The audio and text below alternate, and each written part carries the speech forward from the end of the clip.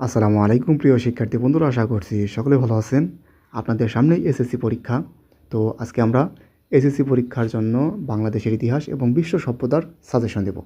তো সকলেই শুরু থেকে শেষ পর্যন্ত ভিডিওটি দেখবেন, তাহলে আপনারা ভালো করে বুঝতে পারবেন। আর আপনাদের প্রতি শুরুতেই একটা অনুরোধ, সেটা হচ্ছে আমাদের চ্যানেলটি যারা নতুন দেখছেন তারা অবশ্যই আমাদের চ্যানেলটাকে কী করবেন, সাবস্ক্রাইব করে পাশের বেল আইকনটি বাজিয়ে দেবেন। তাহলে কিন্তু এরকম দারুণ দারুণ কিছু ভিডিও আপনারা দেখতে পাবেন। আশা করছি আর কি অনেক কিছু বুঝতে পারবেন। আর আমরা যেসব সাজেশন দিয়ে থাকি এইসব সাজেশন থেকে কিন্তু পরীক্ষায় মোটামুটি প্রশ্ন এসে থাকে। তো আমরা শুরু করি। দেখুন, আপনাদের প্রথমেই যেটা গুরুত্বপূর্ণ বেশিরভাগ অধ্যায়, সেটা হচ্ছে প্রথম অধ্যায়টি গুরুত্বপূর্ণ, ইতিহাস পরিচিতি, যেটা সিকিউ এবং এমসিকিউ টপিকের মধ্যে যেসব টপিকগুলো আছে গুরুত্বপূর্ণ সেগুলো হচ্ছে ইতিহাসের উপাদান। লিখিত এবং অলিখিত দুই ধরনের হয় সাধারণত। লিখিত বলতে সাধারণত পাণ্ডুলিপিতে বা বইয়ে যে লেখাটিকা থাকে ইতিহাস, এটা হচ্ছে কি লিখিত। এরপর হচ্ছে ইতিহাস পাঠের প্রয়োজনীয়তা এবং ইতিহাসের প্রকারভেদ। তো এগুলো দেখবেন, এগুলো মানে এমসিকিউর জন্য খুবই গুরুত্বপূর্ণ, সিকিউ প্রশ্নও এসে থাকে। এরপর হচ্ছে দ্বিতীয় অধ্যায়, যেটা হচ্ছে বিশ্ব সভ্যতা। এইটা থেকে তো প্রশ্ন আসবেই আসবে, মানে মিস নাই। মানে বন্দুকের গুলি মিস হবে কিন্তু ওদের থেকে প্রশ্ন মিস হবে না, এরকম আর কি একটা কথা আছে না? তো এরকম আর কি আমি গ্যারান্টি দেবো অনেকটা।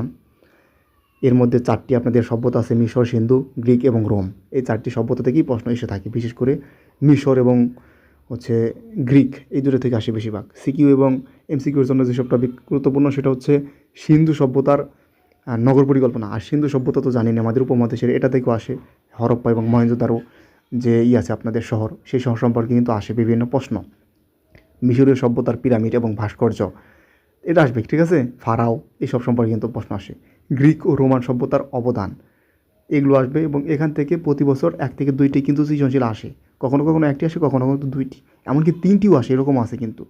তো বুঝতেই পারছেন কতটা গুরুত্বপূর্ণ একটি অধ্যায়। এরপর হচ্ছে 3 নম্বর যদি আমি বলি, একাদশ অধ্যায়। আপনারা অনেকে বলতে পারেন ধাপ করে এত দূর চলে গেলেন। হ্যাঁ, মাঝখানে যেসব অধ্যায় আছে জনপদ টনপদ, সেগুলো নিয়ে সেখানে আপনার হচ্ছে আসে আপনার কী বলে এমসিকিউ প্রশ্ন আসে, কিন্তু সিকিউ প্রশ্ন আসলে সাধারণত ওই রকমভাবে আসে না এত বেশি। তো আমরা এমসিকিউ মূলত সিকিউ আর হচ্ছে সংক্ষিপ্ত প্রশ্ন যেগুলো, ওটার উপর টার্গেট করে দিয়েছি। আর যেহেতু আজকে আপনার পরীক্ষার আগে সাধারণত এগুলো সাজেশনগুলো দেখছেন, সাজেশন মানে কি, ছোটো করে যেটা দেওয়া, আমি যদি সবই দিই তাহলে তো সেটা সাজেশন হলো না, তাই না? তো এই জন্য একাদশ অধ্যায় অত্যন্ত গুরুত্বপূর্ণ। আন্দোলন ও পরবর্তী রাজনৈতিক ঘটনা প্রবাহ, সিকিউ এবং এমসিকিউ টপিকের মধ্যে এখানে 1952 সালের ভাষা আন্দোলনের পটভূমি এবং গুরুত্বপূর্ণ, মানে এটা খুবই গুরুত্ব, মানে 1952 সালের ভাষা আন্দোলন নিয়ে আপনার পরীক্ষা আসবে, এটা আপনি ধরে রাখুন। এবং যুক্তফ্রন্টের নির্বাচন 1954 সালের, সেটা নিয়েও প্রশ্ন এসে থাকে। এবং 26শে মার্চের পূর্ববর্তী রাজনৈতিক যে পরিস্থিতি, একটা টালমাটাল যে পরিস্থিতি ছিল, এখান থেকেও কিন্তু প্রশ্ন এসে থাকে। এরপর হচ্ছে দ্বাদশ অধ্যায় অত্যন্ত গুরুত্বপূর্ণ, এখান থেকেও প্রশ্ন একদম এসে বসে আছে। সামরিক শাসন এবং স্বাধিকার আন্দোলন 1958 থেকে 1969 সাল। সিকিউ এবং এমসিকিউর জন্য যেসব গুরুত্বপূর্ণ টপিক রয়েছে সেগুলোর মধ্যে রয়েছে আইয়ুব খানের সামরিক শাসন, এটা এটা সম্পর্কে আসে। এবং ঐতিহাসিক 6 দফা আন্দোলন, যেটা শেখ মুজিব আর কি 6 দফা দাবি পেশ করেছিল, বাঙালির মুক্তি সনদ যেটাকে বলা হয়ে থাকে। এবং 1969 সালের গণ অভ্যুত্থান, এটা সম্পর্কে আসবেই। এখন যদিও 6 দফা আন্দোলন এটা একটু কম গুরুত্বপূর্ণ, কিন্তু 1969 সালের গণ অভ্যুত্থান এটা কিন্তু অনেক বেশি গুরুত্বপূর্ণ।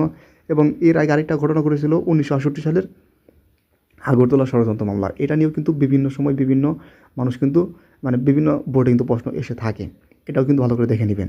এরপর যদি আমরা দেখি ত্রয়োদশ অধ্যায় মানে লাস্টে একদম 4টা অধ্যায় না, খুবই গুরুত্বপূর্ণ, এগুলো ভালো করে দেখবেন। 70-এর নির্বাচন এবং মুক্তিযুদ্ধ, এখান থেকে সিকিউ এবং এমসিকিউ টপিকগুলোর মধ্যে রয়েছে 1970 সালের সাধারণ নির্বাচনের ফলাফল এবং গুরুত্ব, এবং 1971 সালের 7ই মার্চের ঐতিহাসিক ভাষণের রাজনৈতিক তাৎপর্য।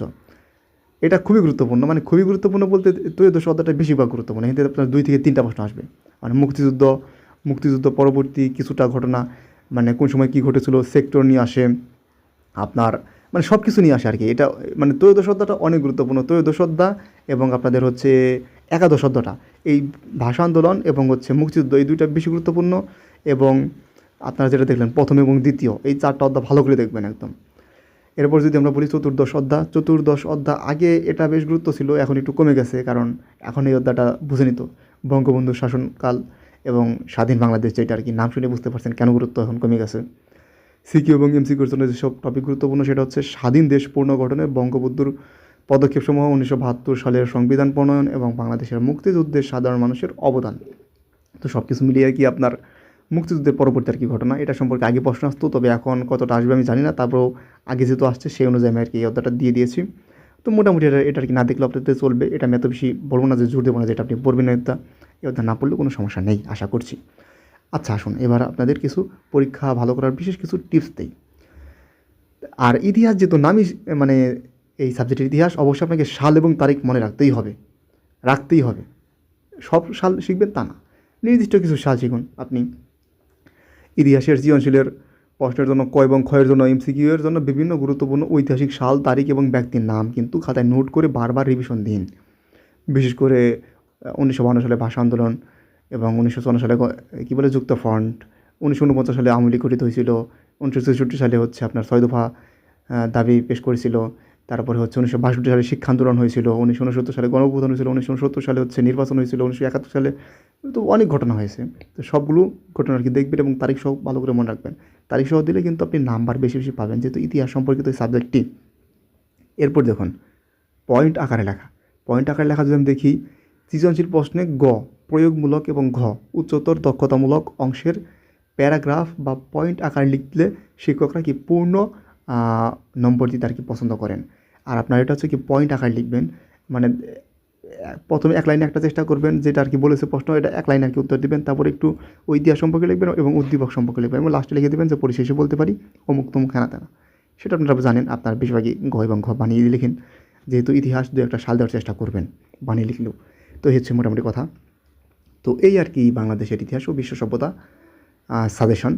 আশা করছি এইসব অধ্যায় পড়লেই কমন পাবেন, ভালো করে লিখতে পারবেন, শিখতে পারবেন এবং পরীক্ষা দিয়ে সন্তুষ্ট থাকবেন, এটা আমি বলতে পারি। তো সবাই ভালো থাকবেন, সুস্থ থাকবেন। এই ছিল আজকের ভিডিও। সকলকে ধন্যবাদ। আসসালামু আলাইকুম।